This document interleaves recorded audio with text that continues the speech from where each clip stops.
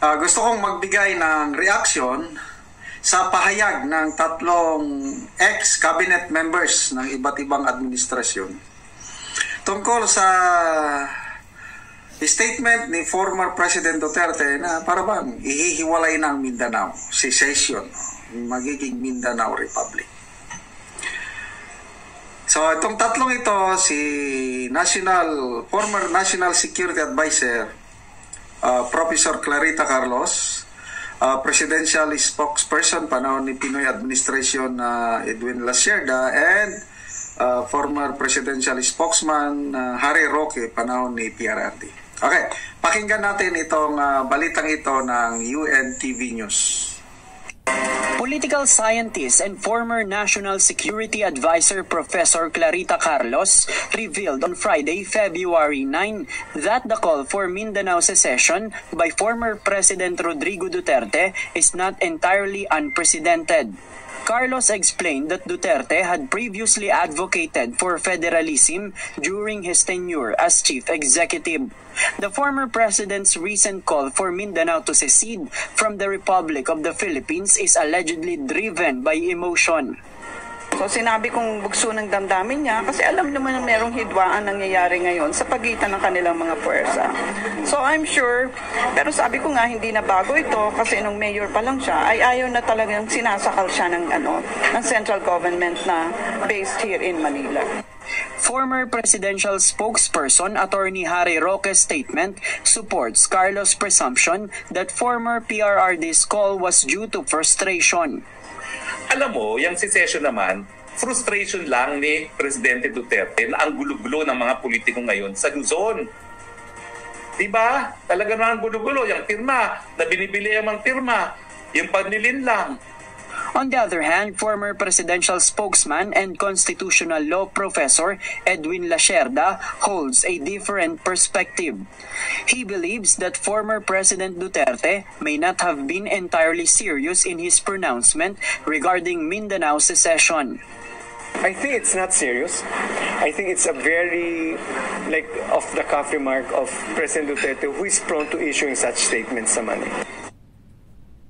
Okay, so unahin natin si Professor Carlos, isa sa mga respetadong political analyst kasi yun ang kanyang forte, political scientist. So sabi niya, it's just an outburst of emotion. Mayor pa lang si PRRD, ayaw niya na talaga yung dinidiktahan siya ng Imperial Manila ang tawag niya. Kaya during his term, sinubukan nila ang federalism, kaya lang hindi nag-materialize. So, outburst of emotion. Hindi seryoso. So, very clear. Not serious. So, sinugundahan ni Presidential Spokesperson Attorney Harry Roque na dahil sa magulo ang politika ngayon, kung ano-ano ang pinaggagawa kasi ang administrasyon, lalo na yung People's Initiative. Ano pa? Yung ICC na yan. Kaya, ayun. Alam niyo naman ang style digong. Huwag mong paniwalaan lahat ang sinasabi niya. Marunong siya na yung testing the waters, psychological warfare. Tignan mo, nung kumandidato siya, sabi niya, ayaw. But on the last minute, nagkandidato at nanalo. Mga ganun ba? Typical digong style. So, parehas ni Professor Carlos, ganun din. Outburst of emotion. Si former spokesman Edwin Lasierda naman, yun, hindi seryoso. So, kayo mga kaibigan, ano sa tingin nyo? Seryoso ba ang dating Pangulo na ihihiwalay ang Mindanao? Comment kayo. Ako, personal opinion, hindi siya seryoso. I agree with these three ex-cabinet members, Carlos, Roque, Lasierda, na outburst of emotion. Ang isang nakita ko yung parang pahapyaw lang ba na ICC, don't worry about me, parang ganun. Security ko, bahala na si Pantaleon Alvarez na depensa na ko, secure ako, maging Mindanao State. Ganun palabiro kasi nga kung ano-anong lumalabas na balita tungkol sa ICC. So kinakailangan merong in writing para merong patunay na talagang hindi dapat sumunod ang kahit sino sa ehekutibo sa order na makipagtulungan at dakipin ang dating presidente at vice-presidente. Diba? Kung ikaw si Presidente Duterte at si BP, hindi mo ba talagang expect na isusulat man lang yan? Kasi nga, yung presidential instance, suway ng suway. Hindi nga natin alam kung kontrolado nga ni Presidente BBM ang gobyerno. So tingin ko po, non-negotiable yan. Isulat sa isang presidential issuance yung hindi pagtutulungan. Itong si ex-Senator Trillanes, biglang nag-post pa naman sa kanyang My Day account na as far as he knows, Trillanes is concerned, wala pang warrant of arrest. Okay? So, ako, kahit kontrabida ko minsan itong si Trillanes, ako naniniwala na wala pang warrant of arrest. Kasi, pag may warrant of arrest, nakikita ko, magiging mitya yan ng political unrest. Bakit? Up to now, marami pa rin nagmamahal ng mga Pilipino kay PRRD. Ulitin ko, marami. Yung 6 years niyang panunungkulan, ang daming mga sibilyan na nakakausap ko na ang laking tulong ni PRRD sa kapwa niya Pilipino nung nanungkulan siya. Yun na lang, yung peace in order sa droga. Ang daming natuwang tao. Isa na ako. Talagang hindi naman completely na nawala ang droga, kailang kumalma.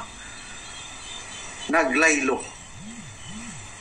So, ibig sabihin, sa mata ng maraming tao, effective ang drug war campaign ni PRRD. Dahil effective, tapos mamaya aarestuhin mo. Yan ang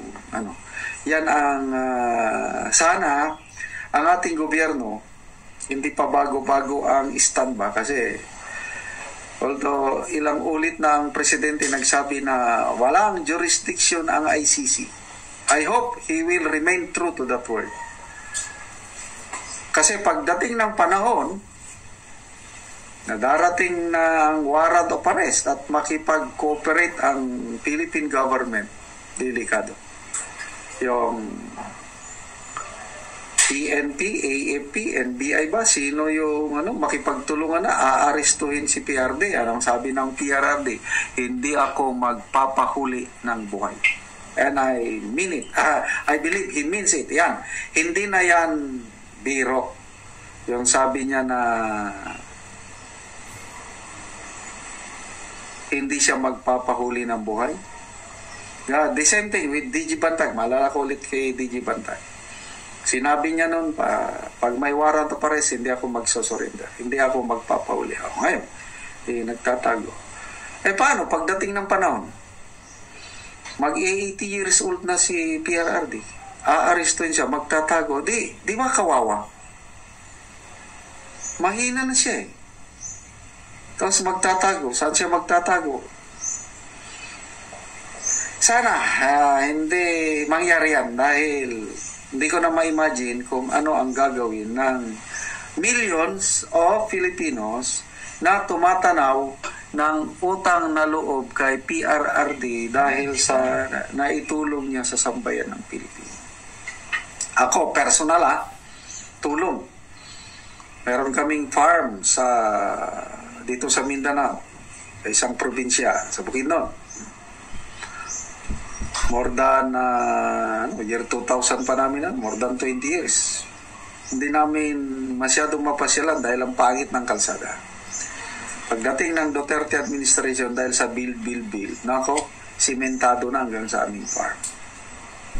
Forever, grateful kami pamilya ko sa yun, very specific na nagawa ng Duterte administration. Kaya pag aarestuhin na siya, I don't know kung ano ang gagawin ko, hindi ko pa ma-imagine. Basta, susuportahan ko ang mga Duterte up to the very end. So, balik tayo sa Mindanao secession or independence. Magulo yan. Tama ang mga pronouncement ng Defense Department, si Secretary Chodoro, si General Bronner, Chief Staff, National Security Advisor, na they will do everything, yung government power to stop secession. Tama yan. Secession ng Mindanao, is it good or bad for the country? To me, it's very, very bad. Katatapos nga na natin yung na-resolve yung secessionist problem ng mga kapatid nating Muslim. Final peace agreement na tayo. Wala nang MNLF, MILF, wala na. Nagpasakop na sila, autonomy na. So, 1970s, nagsimula yung secession, nang hiwalay ang Mindanao. Ngayon, natapos. Ngayon, sisimulan ulit. No way. Although, supportive ako sa mga Dutertes, but pagdating daw yan sa Mindanao secession, hindi ako papayag. Dapat intact pa rin ang Pilipinas. We have only one country hindi na pwedeng hati-hatiin pa. Hindi pwedeng ihiwalay ang Mindanao. That's my stand. Kaya salamat naman sa mga analyst na nagsasabi na hindi seryoso. Yun din ang tingin ko, hindi seryoso. So ano ang implication nito sa national government? Dapat ayusin na nila ang pamamahala. Yung People's Initiative dapat itigil na once and for all. So ngayon, medyo kumalma. I hope na wala na. Yung mga pinirmahang signatures sa COMELEC, pinababalik na ng COMELEC. Sana that's the end. Wala na, hindi nila itutuloy yung medyo may deception na pagpapapirma. Para tuloy-tuloy na, amendment na sa Constitution, sige tuloy. Economic provisions, yun. Tinatalakay na sa Senado. Yan. No problem. Gawa ng batas para matanggal yung mga restriction or karoon ng constitutional convention o whatever. Basta yung tamang paraan. But to me, hindi masyadong problema ang Constitution. Ang problema yung namamahala sa gobyerno. Kung ang presidente, yung strong leader, kagaya ng PRRD, tapos may tunay na malasakit, kagaya na rin ng PRRD, yung Constitution na yan, pwede nang isang tabi lang. Importante, unahin muna ang pressing concerns ng mga tao. Ano yun? Inflation. Mabuti, medyo nakukumbat na ang inflation. In fairness, sa PBBM admin, bumababa ng inflation. Kailangan bigas problema. Tumataas pa rin ang bigas. Ang pronouncement ng DA, up to September ata, hindi mapigilan ang pagtaas ng bigas. So, dapat yun ang unahin. Hindi yung political agenda ng mga ilan-ilan yan.